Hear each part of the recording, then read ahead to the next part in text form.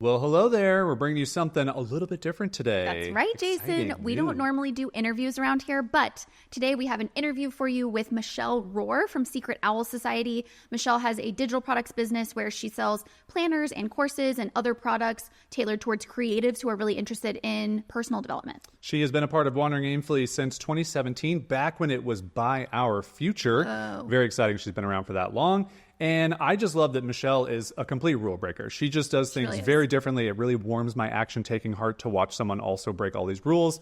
One of my favorite things she did was she deleted a 10,000-person email list.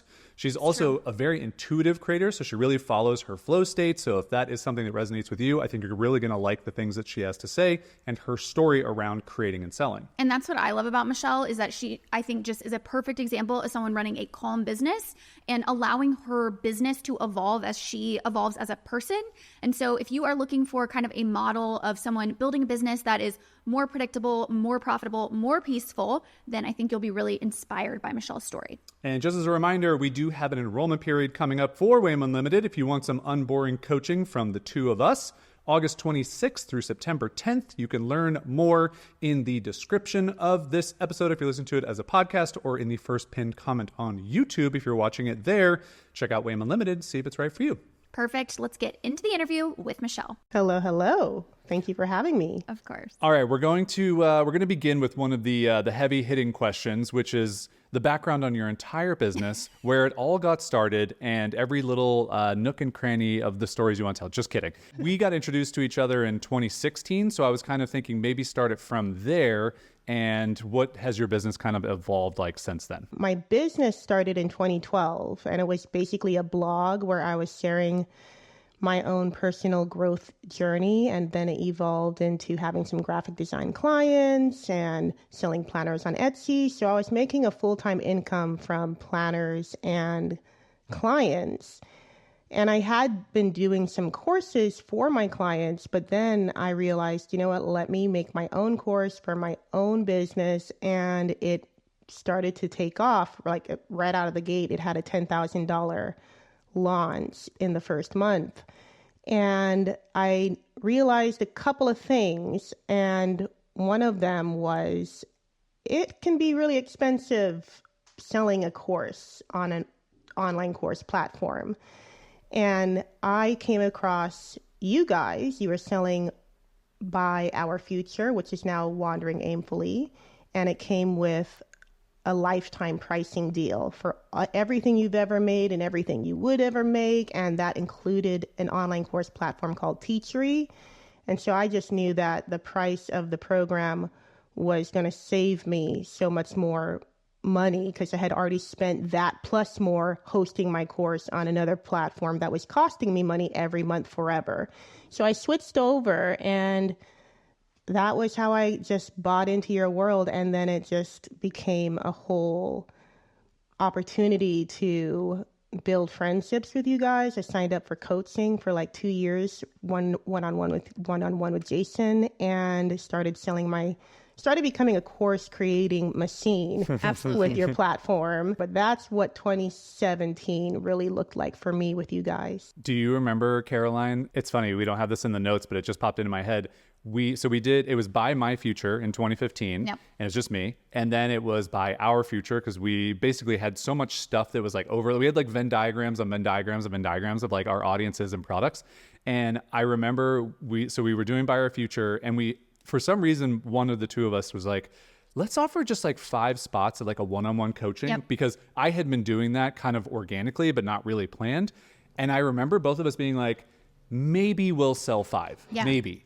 And do you remember what happened? Immediately. All 5 were gone in the first 24 hours. Which is kind of funny when you think about the evolution of that was like a year or two before we even kind of embraced this idea of being business coaches. Yeah. So I feel like that was a real validation of that shift in our own business. It was a validation. So you were there from the beginning. That we didn't pay attention to for 4 years. Yep. Sometimes it takes a while. Yeah. But I love what you said about, I am always blown away by just your business intelligence. And I love what you were saying about kind of running the numbers and going, okay, this is how much I'm going to pay in a course platform, But as a part of WAME, since you get Teachery, a lifetime Teachery account, you saw the math there working out. And I think a lot of business owners can learn something from that because it's not often how we think about it. We sort of think of what's this initial investment rather than how is this investment going to pay off for years to come. So I love that you mentioned that. I think that's a takeaway for people. But I'm kind of interested to go back at that point where you said you transitioned from building courses for clients and kind of working for clients to then going, hold on a second, I have this skill set. I want to do this for myself and do courses for myself, which, like you said, did turn you into a course creating machine, which is incredible. The creativity is endless. But take me into that decision and what was maybe that light bulb moment for you of transitioning from doing courses for clients to yourself. Well, so much of why I do business is it's a container for personal growth. I see it as this is where I get to evolve and heal and grow and learn more about myself.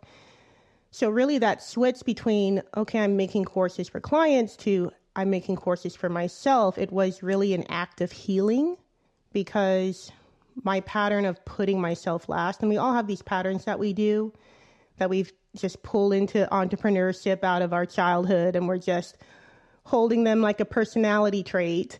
It was really a pattern of, I'll do this for you, but I can't do this for me because I'm so far down on the list. And so that switch of realizing I need to do this for me because that would be an act of personal growth, that really was the switch. And that's really what made me successful with it. It wasn't just, oh, if you want to make money, sell courses.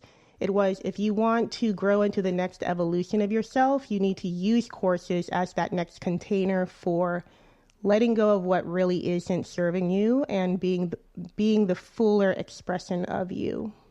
I love that, Michelle. And I think this is why we have all just always gotten along, because we see business in that same way of, business can be a tool for living a beautiful life. Business can be a tool for healing and self-growth. Business can be a tool for understanding yourself better, for showing up for yourself better, for healing some of those past stories and limiting beliefs. And I just feel like that perspective is kind of what led us to this like calm business idea that I feel like you kind of are just the embodiment of as well, of just allowing your business to evolve as you personally evolve and not sacrificing your mental health for the sake of growing a business, but actually the reverse, growing a business that supports your mental health, that helps you grow. So I think that's really important. I have a question that's jumping way ahead, but I will forget it if I don't ask, so I need to ask. As someone who got their start blogging in 2012 and made good money from blogging and like that way of building a business, in the 10 plus years since then, what do you think is like the biggest shift? Like what's the biggest thing that's changed in literally just like giving information to people and then having them pay you money for more information essentially? How do you think that's changed in the 10 plus years? Well, I don't think I've ever made money from blogging in the traditional sense, like where people would find ways of monetizing blogging and using ads or things like that. I don't even really know how that works. But I used it to grow a connection with a community, to really use my voice and just share who I am and what I'm doing. And I just was like in the homey era of blogging, the days where you just kind of was writing stories about life versus now where it's expert articles about these particular things. And remember those days where blogs were just blogs? You're talking to the proud owner of Clumsy Crafty Happy, the blog. Okay, so I was living that life for sure. So I still feel like I'm true to that because now my blogs are basically an extension of my podcast where I'm even more so just turn on the mic, talk about whatever. I don't have a script. I don't have bullet points. I don't have an agenda for how this ties into anything. I just have something I want to say. And then I turn that podcast into a transcript and I'm like, oh, it relates to this product. Let me put some links in there. So like the latest podcast I published, I was sharing what was going on in my life lately. And I've been really into the Wheel of Life framework. And so I've been just using that as a guide for my personal growth lately. And I've been making little tools for myself. So I just hopped on the podcast and did a quick episode about that. And then I realized, I have these different things I made and I can put them into my store and I can share them right below that episode. And then after I sent that episode out for people to listen to, they just naturally went and bought those things that were conveniently placed next to the episode that they're listening to. So that's really as simple as it is for me. I'm just making it so easy for people to go from I'm reading or listening to this piece of content, whether it's the blog or the podcast, and look, Michelle made it so easy for me to take the next step and become a customer or become a repeat customer. And I just do that all the time everywhere. That's just basically how I'm always making money, is I'm always just showing people the next step. I'm sure I could make more money and be more savvy with it, but I think it has served me really well to just keep it simple and make it just make sense. Yes, 100%. And we talk about that all the time, just keeping it simple and really creating from a place of authentic joy. And then, of course, yes, over the years, you pick up strategies, you pick up like smart things that you can do, like you said, to facilitate the buying process for your customer. But it all stems from this very authentic place of, I'm enjoying this, I'm passionate about this, this is who I am, and sharing that, like you said, through your podcast, through your blog. And people want to buy from people that they feel like they actually authentically connect with. I know authenticity is kind of an overused word in marketing now, and it's because people use it as a tactic, not as just what it's supposed to be, which is back in those blogger days, we were all just people sharing and expressing ourselves on the internet to find more people that kind of got us. And so, yeah, we very much come from the same perspective of keeping it simple, sharing authentically, and the right people are going to find you. Yeah, and I think that's why I've been able to get so far without being uber focused on what is the tactic, what is the strategy, what is, the game plan here, because authenticity always is the magic sauce, and I'm just always sharing from that place. And it's not a tactic. It's just, first and foremost, my business is a place for me to be more myself. So I'm not really sacrificing myself in order to achieve this exterior thing. I'm just focusing on myself. And that always gives my work this sense of, I think, integrity, where people are like, she's actually doing what she's talking about. She's actually practicing what she's preaching. And I want some of that. And that turns into just customers, because I think that people don't really just want to buy something. They want to be a part of something. And if you are embodying that thing that they want to feel too, then that just does so much of the selling for you. Completely. And it's why Jason and I have kind of had a revelation this year. We've always tended to attract solopreneurs or people that mainly kind of build the business around themselves. Maybe they outsource a little bit. Maybe they have, VAs and things like that. But mainly they're the ones who are kind of building the brand around themselves. We've always kind of accidentally attracted that, but we were open to all kinds of entrepreneurs. And this year we've really made a shift and a focus to try to attract more specifically solopreneurs. And I think it's for that reason that you just described, because we come from that same perspective as well. And we've just realized that's who we are best equipped to help, because that's been our path too, is just building a brand around your authentic selves. Yeah. And I do think back to my question that, I soft pitched the question that I knew the answer to, which is you're very similar to us. And that the biggest thing that I have seen change for us is just, it's the same type of content. It's just the delivery mechanism has changed. So now it's a podcast or it's a YouTube channel. And for us, it's an email newsletter. That is really the biggest change. It's like what we used to write blog posts about, we just now write emails about. And there was a little bit more structure and strategy to it. And I think that's the one thing where you get so much credit. And I definitely have seen this evolve for you over the years, where you're a smart marketer, whether you think you're doing it or not, you do it intuitively, where you go, I'm going to put out a piece of content. But then you think but if I'm going to put out this piece of content, is there a thing that's going to help someone else accomplish what I've accomplished? Oh, I can make a resource for that, whether it's a planner, whether it's a course, whether it's a whatever.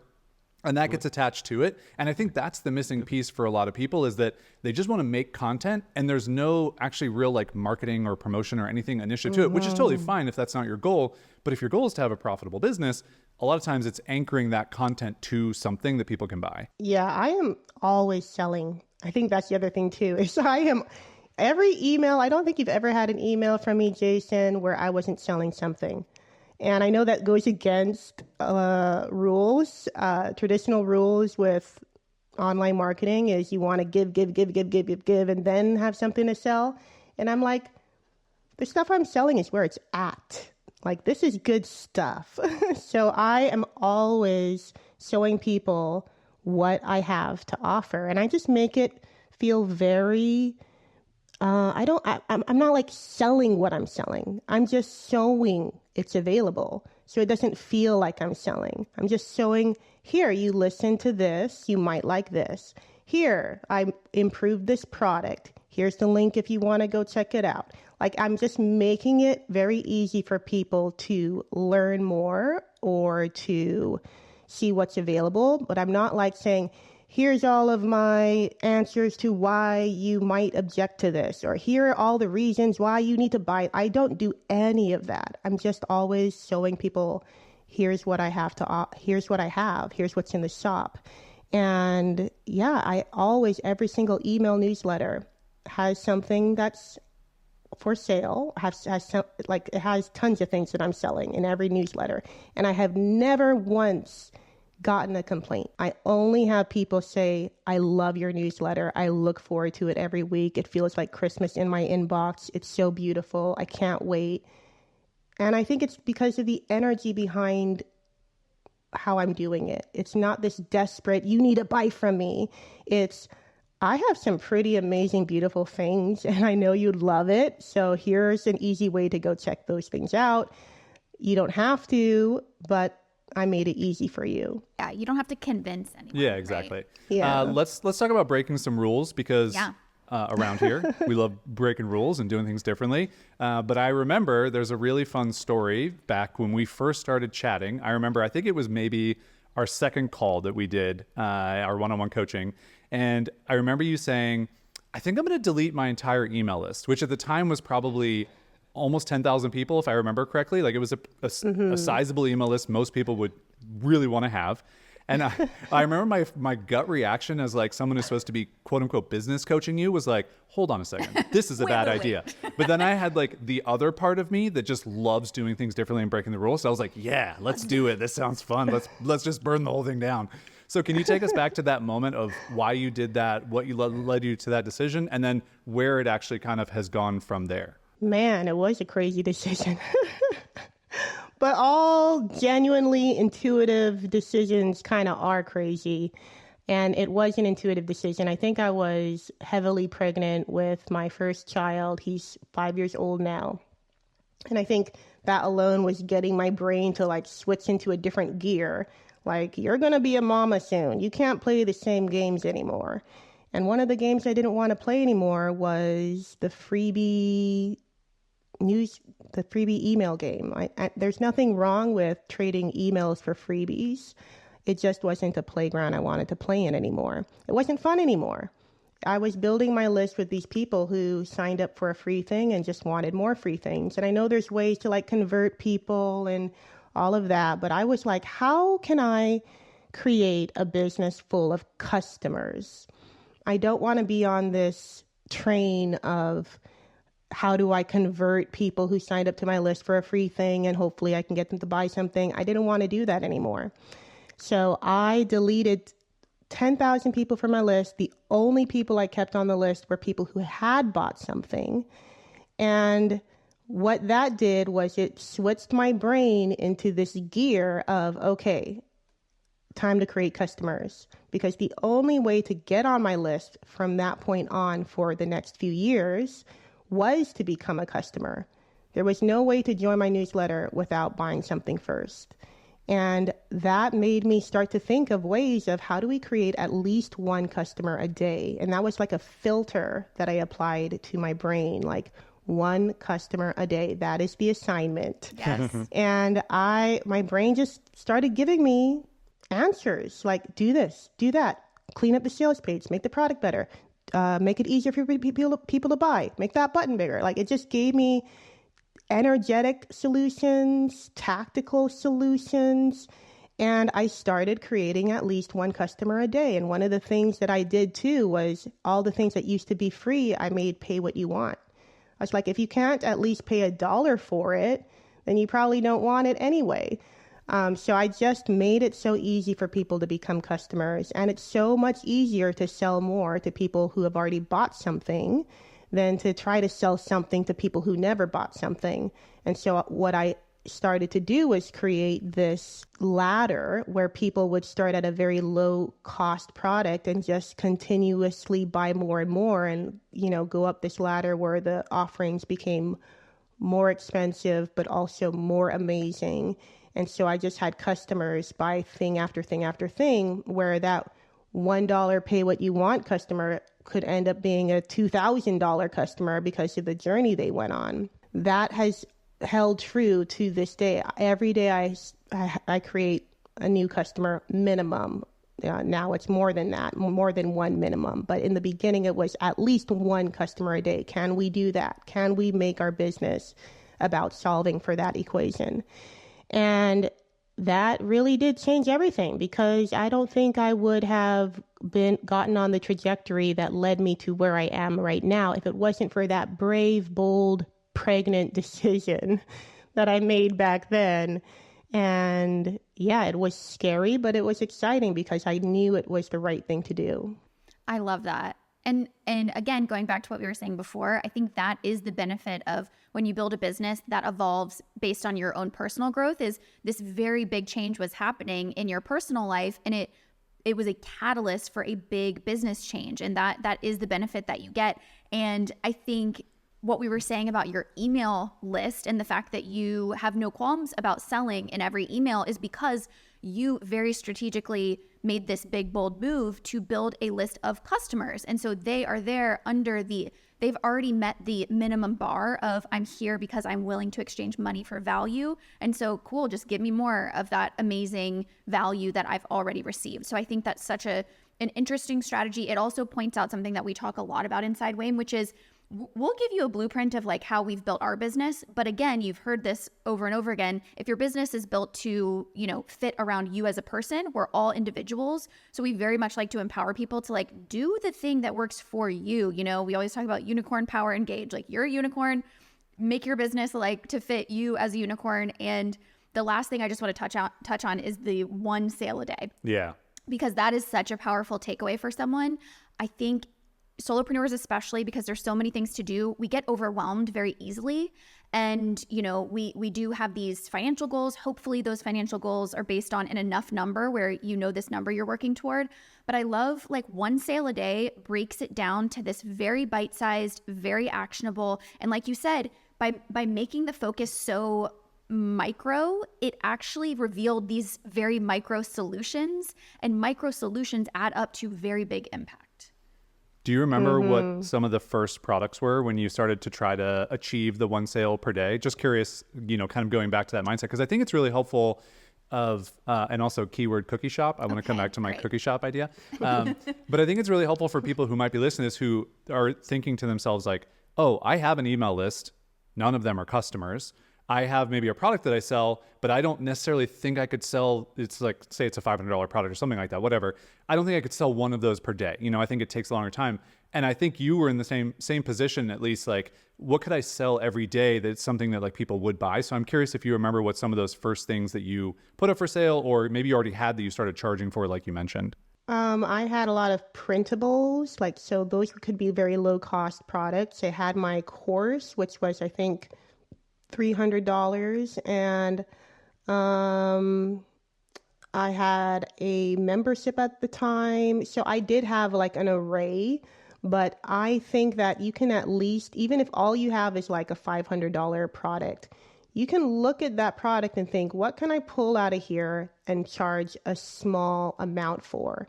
And then that small amount becomes an easy way for people to buy into the big thing. Because, and I've done this multiple times with my products, I'll take a product that costs a larger amount of money and I will pull a module out of it and sell it for a smaller amount of money, and then let people upgrade to the bigger thing with what they paid for the smaller thing. And that literally has made me tens of thousands of dollars that I would not have made if I just had people only have the option of going from zero to the big thing. So, and I'm doing it right now. Right now, I'm selling a 30-day program called the Abundance Adventure for $47. And people can take that $47 that they bought, that they used to buy the Abundance Adventure with, and use that money to upgrade to a program called Say Yes to Desire, which includes the Abundance Adventure as well. So I have people who will immediately buy the Abundance Adventure and then immediately message me, because I have it. Again, this has to be easy for your customer. Marketing is about making it as easy for your customer as possible to go from A to B to C to D. So when they buy the Abundance Adventure, in that program, there's a lesson that says, hey, if you want to upgrade with your $47, copy and paste this message and send it to me in the chat button. And it says, hey, I just bought the Abundance Adventure. I'm ready to upgrade with my $47 coupon. So I will get messages, and then I'll send people the link to upgrade with their $47 coupon. And then that $47 customer turns into a $333 customer. So this isn't just about, $47 is not a lot of money, or pay what you want is not a lot of money. This is about creating customers, because those customers, that $1 person will buy the $10 thing, will buy the $30 thing, will buy the $100 thing, will buy the $500 thing. And you just have to make it easy for people to go on that journey. So that's really what you're thinking of when you're thinking of how do I create a customer a day. You're thinking of lifetime value. And someone who buys everything from me, which is what my true fans tend to do, everything I have and everything I recommend, that's worth thousands and thousands of dollars. And it can start with a $1 printable. I think the idea is there, and that if you build your business based on free, it is always going to be an uphill battle to reach profitability. Always. And I think that this is especially in the digital product space, this is a big rule that people follow, which is to give away a bunch of stuff for free and then hit them over the head with some sales, and eventually they'll all convert to customers. And I just love that you made this bold decision so many years ago to be like, no, I am actually starting the relationship with someone is going to pay at least $1 for one of these delicious cookies that I make. And then they'll come back into my shop because I'm going to keep making more things. I'm going to keep making more things, and they're going to be helpful, and they're going to be fun, and they're going to be enlightening. And they kind of become a part of your journey. And I just think that's a really important delineation in our space specifically, that most people think is the way you have to do things. Like, got to give away the freebies, got to build the email list, got to have 10,000 people before I start selling something. It's like, no, you could actually start your email list with 5 people who are customers that have paid you $5, but those people are actually a better customer than 500 people who've paid you nothing, who actually aren't that interested in ever paying you. I think the key to that comes from the confidence in your offers, the confidence in the value that you're providing. And I'm curious, I'm sort of making this connection in real time. I think part of what I see in your business, of where that confidence comes from, is you have always, since the first day that I met you, what has struck me about you is you are such an action taker. Like, you are all about, okay, if I'm in this situation and I want to change that situation, what are the steps? What are the actions I can take to get from point A to point B? I feel like that's how you are oriented. And I tend to find that taking action builds your confidence. And I'm just curious, so many things, like, where do you think that action taking comes from? And what's your feeling about whether taking all of those actions adds up to a confidence in the value that you provide your customers?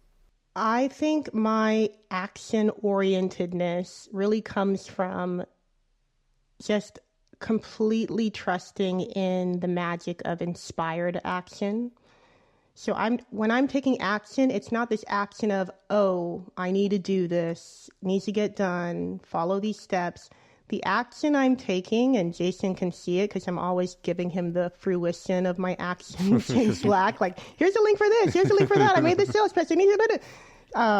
So I am always creating, always taking action, but it's from an inspired place. Sometimes the things I send you, Jason, I had no idea I was going to make that 24 hours beforehand.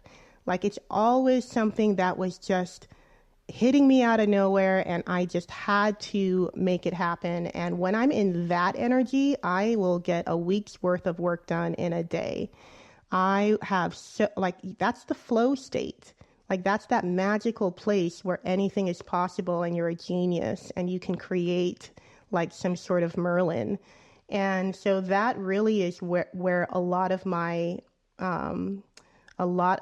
creativity comes from, is just always honoring that. I never say, oh, this is shiny object syndrome. I never say, oh, well, I need to get my taxes done first. They get done. They just don't, you know. Of course.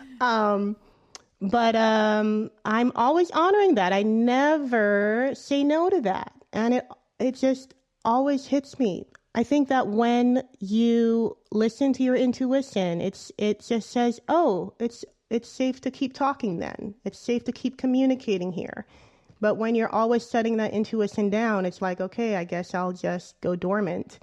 So the more I honor that, the more the intuition just keeps revving up, and the more powerful it gets, and the more fast I get, and the more it just keeps growing. So when I sit down at my computer, I'll just get an idea out of nowhere of something I'm excited to work on. And then 3 days later, I have a whole brand new product. And then 2 days later, I have an extra $10,000. And like, that is how I create.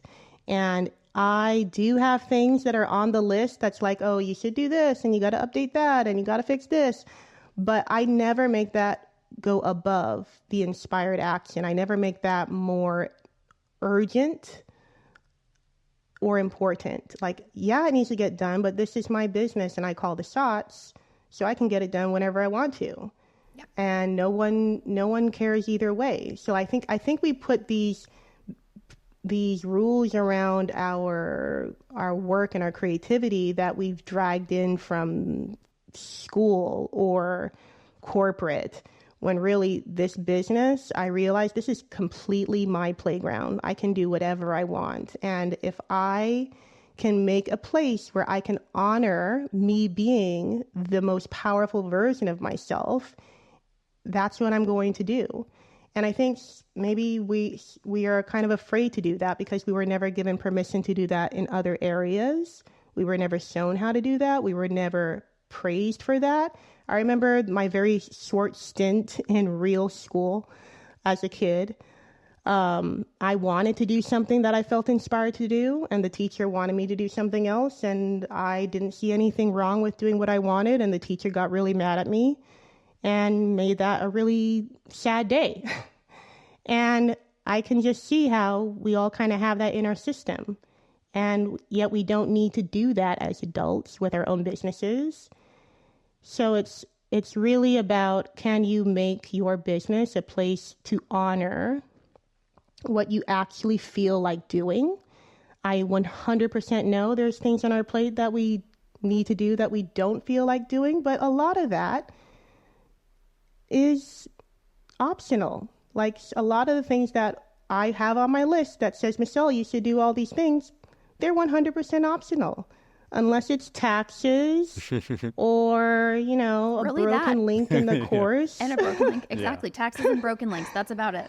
You're a really great example for people. You have 2 kids. You started a business that you were doing, mostly client income before you were making digital product income. And so I think this is truly possible. And I also think, I know you've had some ups and downs in that journey, but I don't necessarily see from, what I've been able to see, you haven't had a massive bit of burnout. You haven't had to completely pivot your business and go, get a job for a while. And I think that intuitive creating and that intuitive selling and that intuitive marketing, so much of it, there are things you learn, right? There are things you pick up along the way. There's strategies and tactics that you apply, but a lot of it is just you leaning into, I'm just really inspired to do X. And I'm actually seeing that there are people around me who like what I create that are also inspired to do that. And so I'm just going to lean in to do that. And instead of, oh, I should have a tripwire and I should have all these shitty tactics that none of us really want to be doing, it's instead going, let me just make something amazing. Let me make something really fun for people. Let me make something that I can't wait to sit down on my computer and create. And I don't know how many people have ever wanted to sit down at their computer and build a funnel. I think there are some real special people who like to do that. But I think for the rest of us, it's I want to make a new course. I want to make a new template. I want to make a new, thing that helps someone accomplish a task or a goal or just have some fun. And I think there's not enough of that. And I think too many people get caught up in the tactics and the action taking of the things. And as an action taker, I love those things. But I think a lot of it is you're fighting against your own intuition, like you've said, and I think you push back against that as yet another thing that you do to kind of like buck the trends of like what other people kind of fall into and what they do. Yeah, and joy is such an abundant well. And so I think what gets people into a lot of trouble with burnout is they're not creating from a place of true joy. They're, like we said, they're creating from a place of what the shoulds or, you know, the blueprints out there, the what I think the industry is telling me to do. And when you are actually creating from that place of true, I mean, to go back to the authenticity thing, but truly, this is authentically what I want to be making, what I want to be expressing, what I want to be putting into the world. It's a lot easier for that well to just feel infinite because joy is infinite, you know? Speaking of joy and things that don't spark joy for any of us, that would be being on social media. And I love that you, like us, have basically like stepped away from using social media for business. And I would just love for you to share what that was like, you know, what that felt like to step away. And then have you had thoughts of coming back? Do you see any need for it as far as a business standpoint mostly? But what are your thoughts on using social media, Instagram maybe specifically, or anything else that you do use that actually seems helpful? So with social media, I had a Facebook group it was only for students. So again, it was not a freebie group. It was just for people who had bought my courses. And I had been using Instagram. And I would make lots of money in the Facebook group. I could put a post in there and it would make thousands of dollars. But, and I think it was around this time of year, at the last Olympics, I closed the group. And I remember it because Simone Biles had dropped out of the Olympics for her mental health. And I had decided to leave social media at that time. And it was really scary to my pattern of putting myself last. Because here I am with thousands of women who love these groups. And they weren't just like any old Facebook group. These groups were beautiful groups where people just felt this elevated energy. And I really took care of these spaces. And I was in there. But I had just had my second kid.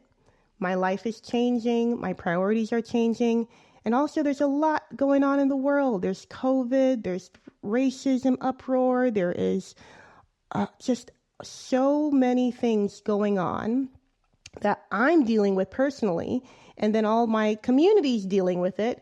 And then there's this underlying expectation of I can come into the group and spill out my dramas. And because the groups were growing so fast, I started to get more people who just weren't familiar with my philosophy, my approach, and they were just bringing in a lot of their bad habits.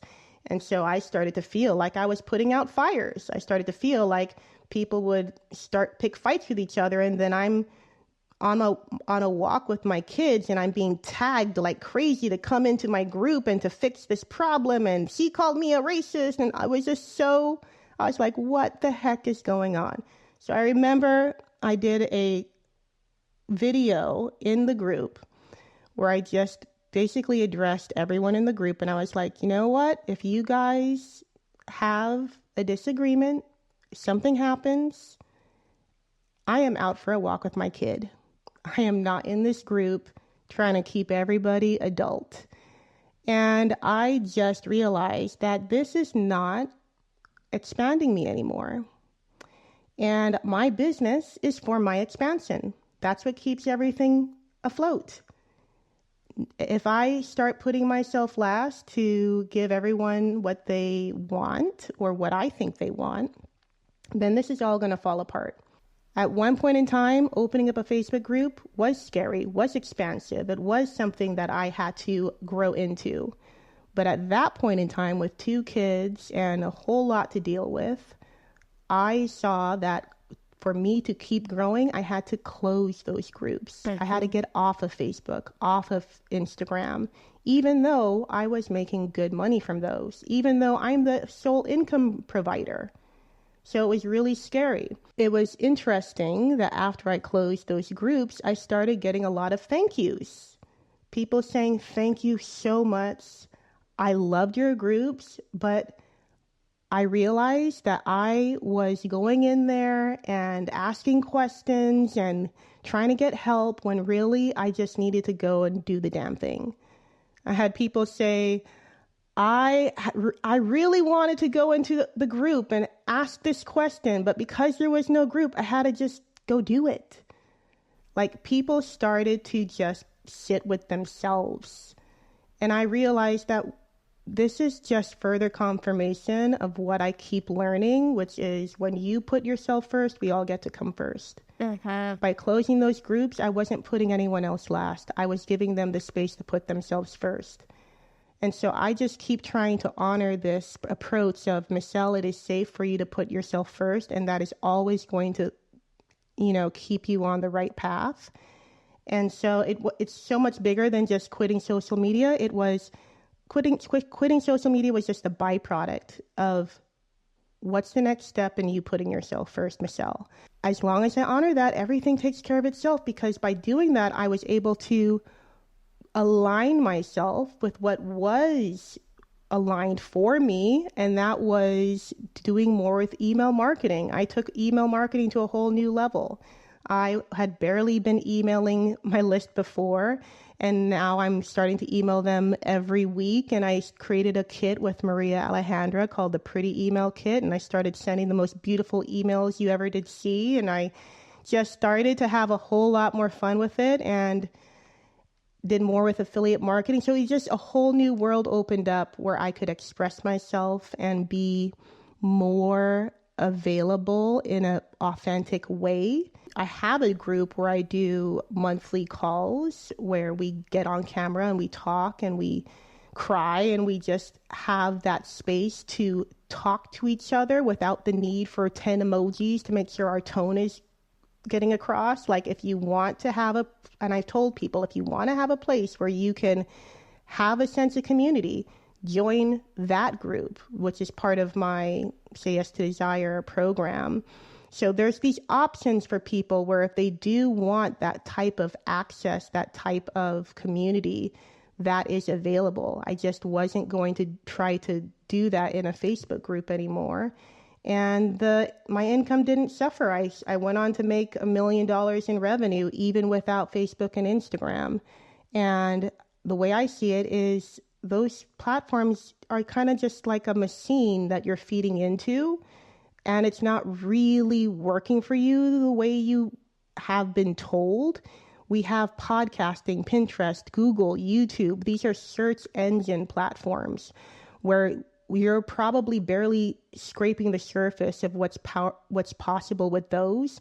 And the content that you put on search engines have the power to go up in value over time. The content that you put on Facebook and Instagram is always going to go down in value over time. So it has only been a better business move to get off of Facebook and Insta, but it was first and foremost an aligned move. Michelle might have just convinced me to never go back, because we are currently off, but we have been dabbling with the idea of going back on, and now you might have just convinced me to just never go back on, because I resonate so much with your answer about, and again, this is kind of the theme of the conversation, is it comes from that place of what did you need as a person, and giving yourself permission to lead with that and make business decisions based on that.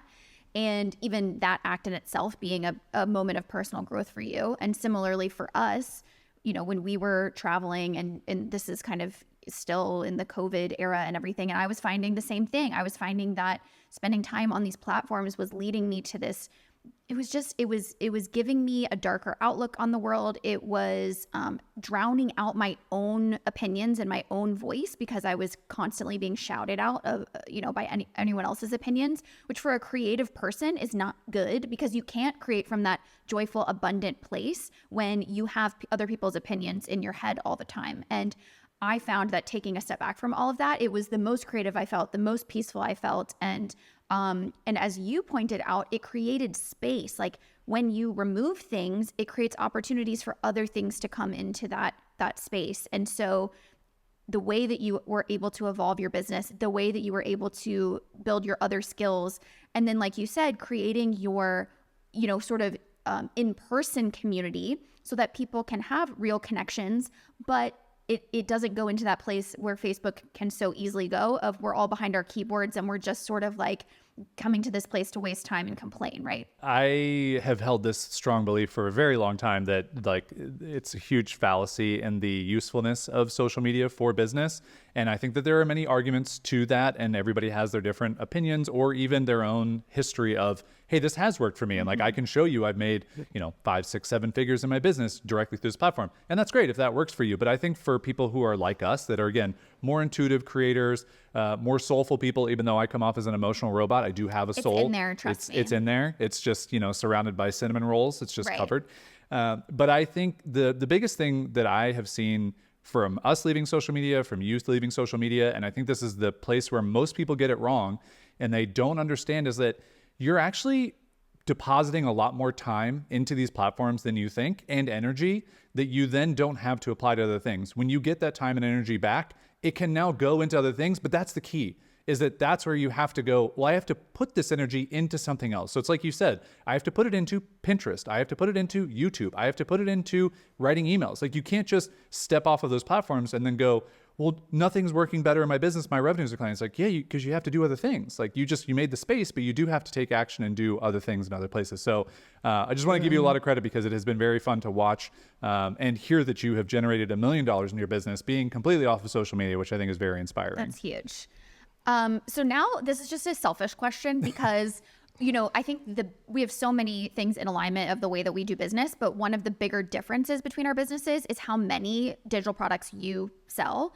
And selfishly, I am just curious, how do you stay so organized, stay so kind of calm and collected with all of the moving parts that you have in your business, because you manage it all so well? And I don't know if that comes from just being genuinely excited and just it makes sense to you to connect them all, but I'm curious how you would explain that to someone if someone does want to go that route versus having just one core offer, but really they want to sell multiple things. I've had experience working with people who only sold one thing, and in my opinion, it was 100 times more complicated than what I do right now. So it all comes down to the energy behind what you're doing, because I actually love simplicity. I love efficiency. I love knowing where everything is.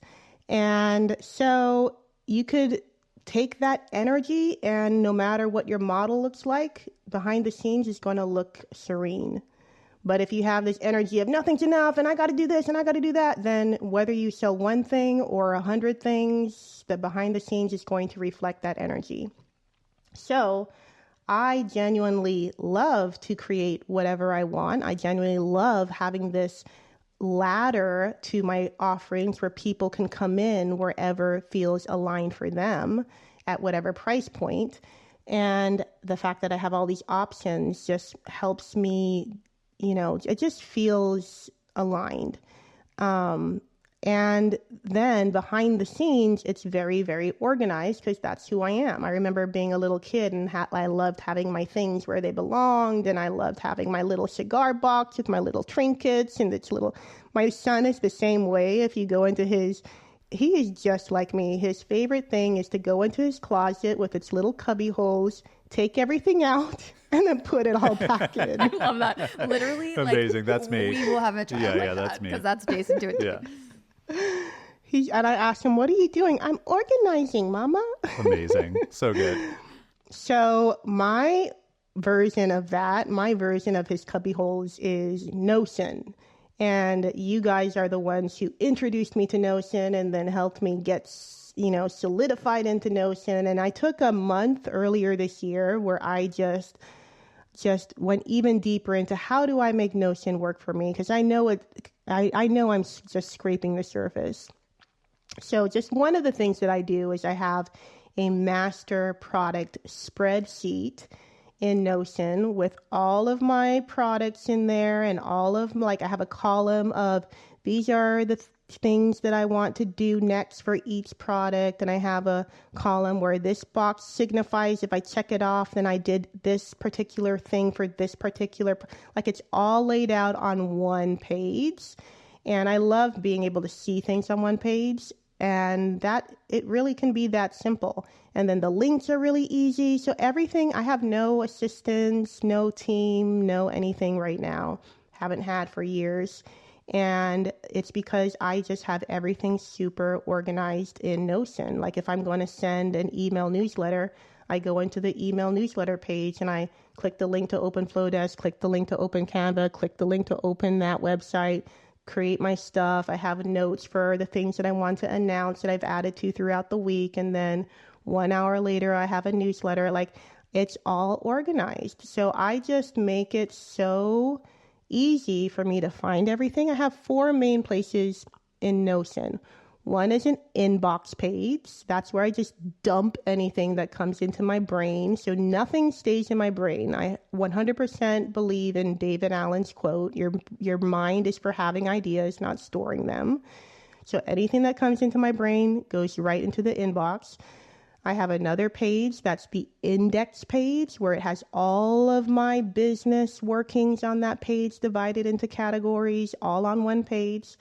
And, it's pages within pages within pages, but you can see everything on one page. And then the third thing that I have is my home dashboard. So like the place where I go for the day when it's only going to show me the relevant information for that day. So it's filtered to only show me, these are the projects you want to work on this month. These are the things that are on your to-do list today. And then the fourth thing is I have another index for home management. And then as far as like day-to-day nitty-gritty, it's just kind of like whatever I feel like, whether it's using a form of Google Calendar, working from inside Notion, using a paper planner. Even this one is branded to say the magic is you. Everything is better when I put myself first. Or using a digital planner. So like whatever I feel like using that day to put, these are the things I'm going to get done this day. And I didn't read Cal Newport's latest book about slow productivity. I think that's what it's called. But I did hear you mention a line from it, Caroline. And it's a line that also stood out to me, which was I pull things onto my plate versus having things pushed onto my plate. Yep. And I don't know the context of that, but what I take it to mean is on a day-to-day basis, I decide what goes on my plate. I don't let the Michelle from 2 weeks ago say, hey, Michelle, 2 weeks from now, you're going to work on this on Tuesday, July 4th. I decide this is what I'm actually going to do today. I don't care what you said 2 weeks ago. This is my business. And so I have everything in Notion where whether I decide to do it or not, it's there. It's out of my brain. But on a day-to-day basis, I do what I decide to do. I do what I'm inspired to do. And everything always gets done perfectly from that energy. Love that. 2 things I want to highlight. Number 1, it sounds like we work very similarly, which is like, I love being organized as well. And I love getting things out of my brain and kind of assigning them to a day so that I know that I have earmarked it to get done. But then every day when I arrive to my schedule, like you said, I'm the boss today. So previous Caroline's not the boss. She was the boss of last Tuesday and she got her time. But today, this Caroline is the boss of this Tuesday. And so that, yeah, I think you interpreted that quote exactly as I did, which is pulling things onto your plate. And what that makes me think of is another thing you said that I really want to highlight, because in that pulling onto your plate in the current day, it's an active decision-making process. And the one thing that you said about, on the surface, like our offers might look different because you have several and we only have a few. But what you said is something that I will carry forward, which is, but the kind of vibe of simplicity, that is a choice behind the scenes. By choosing that the things that you're doing are enough, by choosing to be organized, by choosing to bring this aura of simplicity, it doesn't matter how many offers you have. It's this active decision making that you bring to your business. And I love that because it reminds me that it really isn't about the number of offers being complex on its face. It's what energy do you bring to your business? Do you bring the not enough energy, which will always lead to more complexity because you're always going to try to eke out and squeeze out those extra drops of revenue from every little tactic you're doing, versus the enough mindset, which lends itself to simplicity and calm because you say, yeah, good enough, great enough, actually, that I don't have to try to find these little, tenths of a percentage point of revenue across everything that I'm doing. As 2 people who came from having tons of things for sale to consolidating down to one, which felt great for us. I think it's very fun to watch you continue to execute well as one person managing all these different products. And, there was a question we were going to ask you before we started this interview that was about, like, what's your launch strategy? And I think even just talking this through, like, we kind of all have an idea. Well, at least we have an idea, what your launch strategy is. But for the person listening to this, is there any specific strategy, or is it really just the intuitive creation and like the marketing and selling kind of happens when you feel that way? Because that's kind of where I think the answer would go. But I am curious if you do have any type of like calendar for the year and you think about like, oh, these are the times that I see the most sales, or does it get that like, strategic, or is it really just kind of like going with the flow? It is going with the flow. I have like what I call an intuitive launch strategy, which is you wake up in the morning, it's like, what do I want to do for my launch today? That is how I've been doing it for years. And I always get the best idea, because the ideas that you have in the moment are always going to be better than the ideas you had 3 weeks ago trying to come up with things in the ether. I 100% believe in strategy. I 100% believe in being able to look at your calendar and make connections and to plan things in advance so that it makes sense. Like I 100% know that. It's just kind of like in the background, and it doesn't ever replace what is true in the moment. Which is kind of what we were saying about the schedule, right? It's like kind of a similar pattern where it's like previous me can look at the calendar and create a general strategy and set me up so that I don't have to scramble in the moment. But current you is always going to be the authority on what gets done, which I love. Sorry to interrupt, but I wanted to make that connection because I feel like it's very similar. Yeah. And I think that my best strategy comes from honoring what comes up in the moment. Like I will have ideas in the middle of the day for how I want to sell something that I'm promoting at that time. And that idea will end up making a ton of money. So there's this little voice that says, wait, you didn't make that part of the plan, therefore you can't do it. But that's where I'm always tuning into. If it feels exciting, if it feels like you could just sit down and get it done right now, then do it, because that always ends up being that it's the energy that people connect with. They don't care that it was part of this meticulous 10 pages deep notion strategy. It's the energy. Like people can feel the energy. That's why whenever I'm promoting something, it's never because, oh, I planned out 3 months ago that this would be really good to promote in September. It is always because I just feel like this is the right time right now. Like the Abundance Adventure, which I'm doing right now, I've had this product in my pocket for a year and a half, and I just never felt like selling it to the entire community until right now.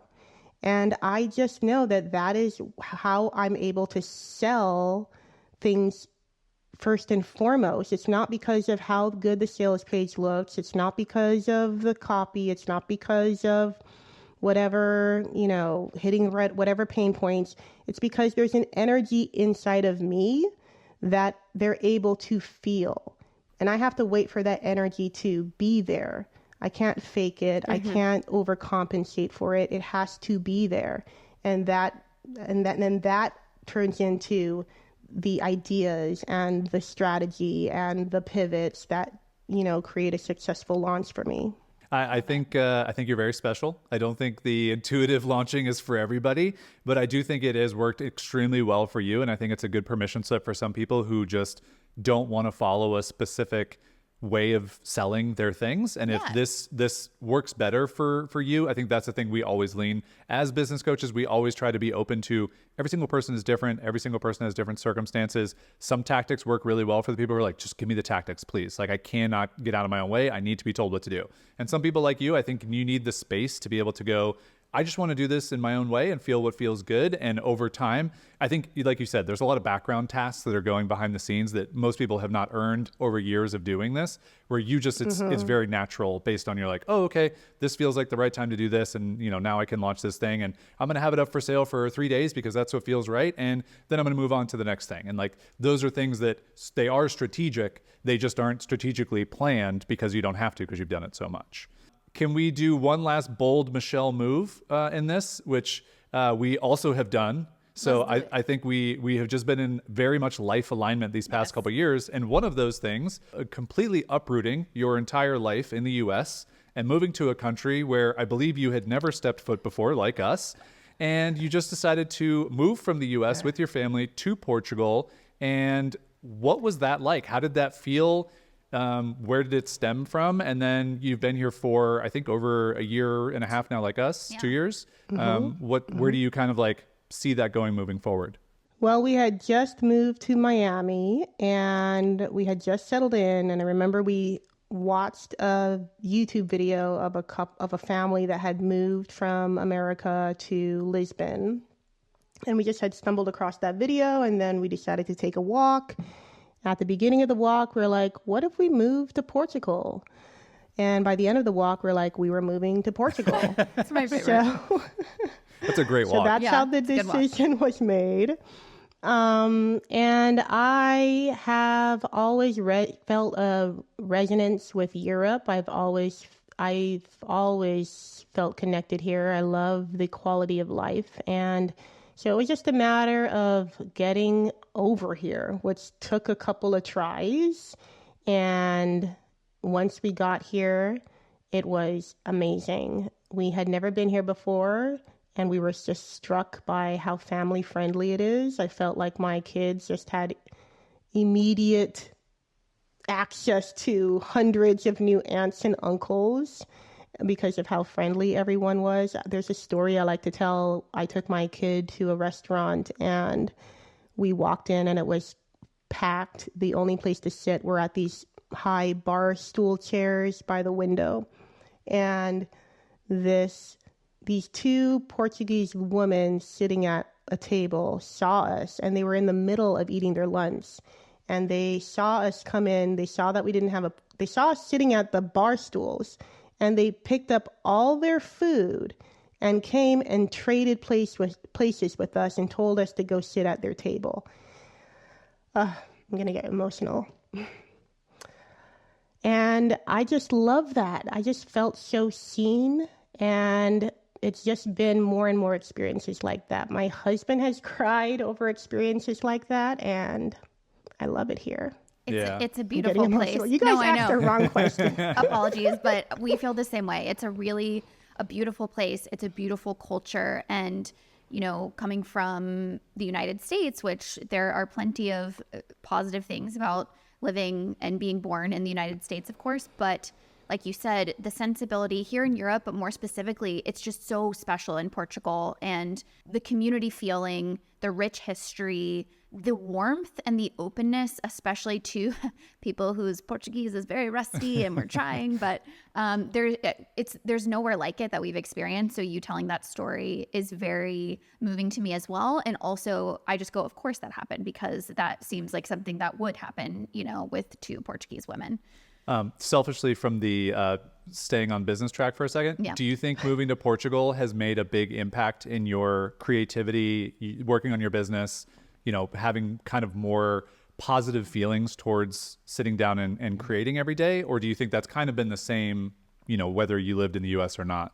It's having a deeper effect on my business, because moving to Portugal has forced me to do me more.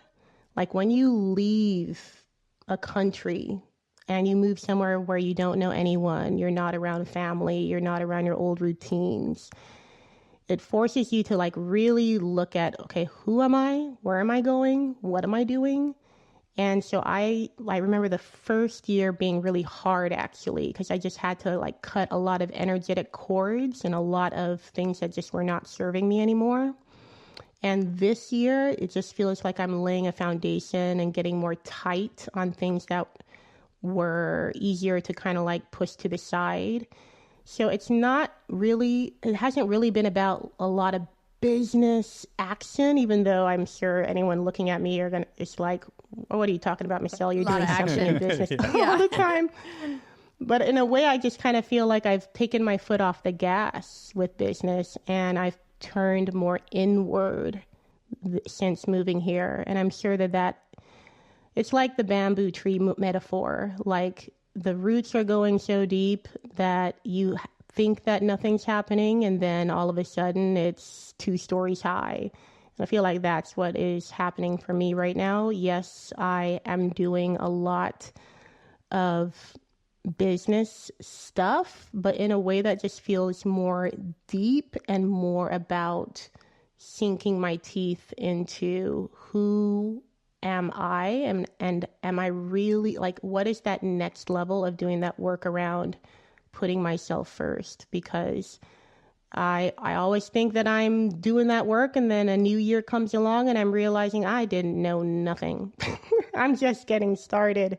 Yeah. Yeah. And I think like the cliche of work-life balance in the way that we think about it is like, oh, well, I have time when I'm not working to do all my life things. And I think for you, the way that I hear that answer is the balance is actually like more balance for myself as a person, like the person that you were when you were in the US didn't have any time to go deeper, to think more, to really understand like what are the things, the energies, like all of that for you. And I think as you've moved here, because I think we feel kind of the same way, and without even really realizing it, it kind of happened because you actually have like a slower pace of life. You have a lot less, family drama that's real close to you or whatever. And I'm not saying that, you should just escape your family drama, move to Europe, although if you want to, go ahead. But I think that Highly recommend. there is a balance that's achieved that's not maybe the most recognized in the work-life balance definition, but that it's really hard to describe. But I think the way that you described it is the way that I haven't ever thought about articulating it, but we kind of feel the exact same way. It's an internal balance, an internal alignment. And it's almost in a weird way reminds me of what we were saying about when you leave social media, like what I was saying about you're no longer drowned in the voices of other people. And I think we've both experienced with a big move like that. It's similar where it's so hard. You have to cut those cords to like maybe some of those places where you were reverting back to comfort or blending in with like whatever small community you were a part of. And so when you do cut that cord, you are those voices that have created so much noise, you're kind of left to your own to figure out who you are again, apart from all of that. And that's the gift of starting over. And it can be hard and disorienting, but I totally agree with you. It's been such a great opportunity for me personally and for us, and even us as like a family, of kind of going back to the root of it all and saying like, who are we now? And what is the foundation what are the roots we want to put down? What is the foundation that we want to grow for the next, however, this next season of life? So I'm constantly inspired by you, Michelle. Like every time we talk, I'm like, who's the business coach here? Okay. Because it goes both ways. I think you know that. And I guess just to wrap things up before we fully end, tell us what you're working on now and where people can find the things that you're working on. Well, right now in this moment, I'm hosting a live round for the Abundance Adventure. And this is a 30-day container helping people through everything I wish I learned at the beginning of my business journey, because I've realized that the goal is not to build a successful business. The goal is to create freedom. And those two don't necessarily automatically equal each other. So that's what I'm doing right now. There's 3 live calls that I'm hosting in August. If you want to check it out, go to secretowlsociety.org. You can find the Abundance Adventure. You can find my planners, my courses, my podcast. Everything is at secretowlsociety.org. Awesome. Amazing. Thank you so much, Michelle. We appreciate it. I hope people listening to this got a bunch of actionable takeaways, but in a way that feels intuitive to them. Exactly. So they don't have to put them on their future calendar. They can just today internalize those things and use them. But we have loved watching your business evolve, you evolve as a person. So fun that we live in the same country. We got to meet for the first time in person, which Even is though just... it felt like we had already done that, it felt like this can't be the first Yeah, time we're exactly. meeting, right? But we just thank you so much for taking the time out, and we are constantly inspired by you. And I hope everyone listening had a lot of takeaways that will inspire them as well. Thank you, Jason and Caroline. You, Teachery, Wandering Aimfully has been amazing for me, my life, my family. So I am so grateful for you guys too.